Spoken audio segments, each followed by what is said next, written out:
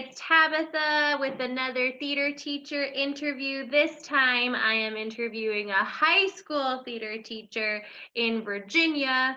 And please join me in welcoming Jeffrey Miller. Thank you so much for joining my Oh, blog and for agreeing to doing this interview with me.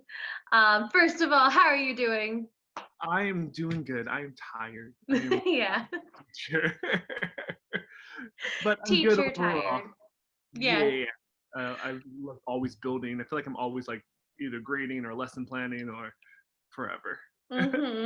Well, very just generally a good place to start off. Jeffrey, can you explain what your job is? Yes, I am a high school theater teacher. Uh, I teach 6 different levels of theater at my school.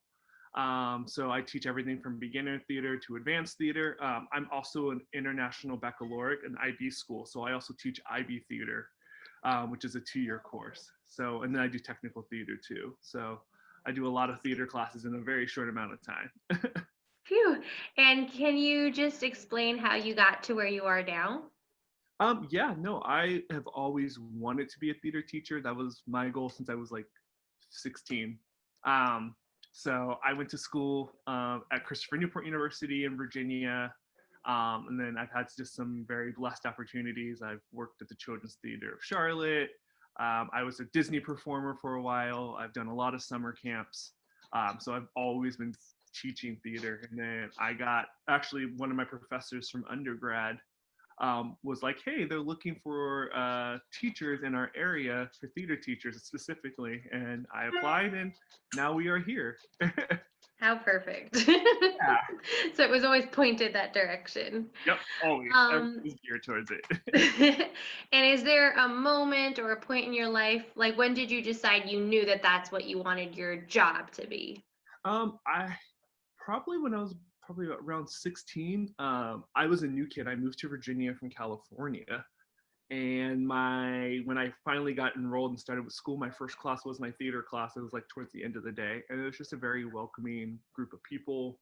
And then my theater teacher was just super influential and like a super cool guy. Just it made everything really comfortable and just and I just felt very at home. And so that's what I wanted to do for future students. So probably like 16, right around in high school. So you wanted to do what he did for you. Yeah. And how has the pandemic affected your job? Oh, it's definitely made it more difficult. As much fun as it is to do online theater, I think we're missing kind of an element of the live aspect. I think it's a lot harder for my beginner kids. They're not getting the full experience of theater. They're doing a lot of like paper and book work, which I just think takes the fun out of theater. I think theater is really hands on. So kind of the pandemic really hit us by not letting us be in person and like be able to have that one-on-one communication and be able to like experience theater in its all. Um, and then my more advanced kids, I just feel bad for them, especially because I have some kids who are getting ready to gear up to go to. They want to go to school for theater, and so they're missing just opportunities to perform and like really build their resume and like prep for like college auditions. So it's been hard all around for everybody. And you had a show canceled last year, right? Yeah, I had a show canceled last year, and we weren't going to do a virtual show, but I caved. The kids. I'm a sucker, so I'm a sucker for the kids. So, uh, yeah, we ended up working on a virtual show right now. That's exciting. Yeah, And do you have any words of encouragement or messages to other current theater teachers? just keep swimming. That's all. I just feel like we're doing it for the kids, but also take care of yourself. The kids are super important, and I'm sure we are all tired of hearing like thank you for your doing your job or like thank you for it's always just for the kids, but don't forget you are people and a person yourself, and you need to take care of yourself.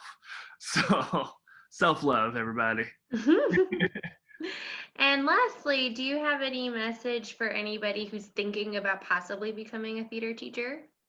Yeah, do it. I love my job. I love what I do. I love working with the kids every day. And I just think it's something you have to be passionate about, but it's also something you have to have thick skin for, especially because your admin might not always understand you, or they don't understand why you need to have rehearsal till 8 o'clock every night. But it's worth the fight, and it's just a lot of fun. So if it's something you're passionate about, and education and theater is what you want to do, don't give up. I think in my high school, like the record was 1 a.m. one year, and yeah, it was intense. It was like 1 year, and then it never happens again. Maybe they got in trouble. I don't know.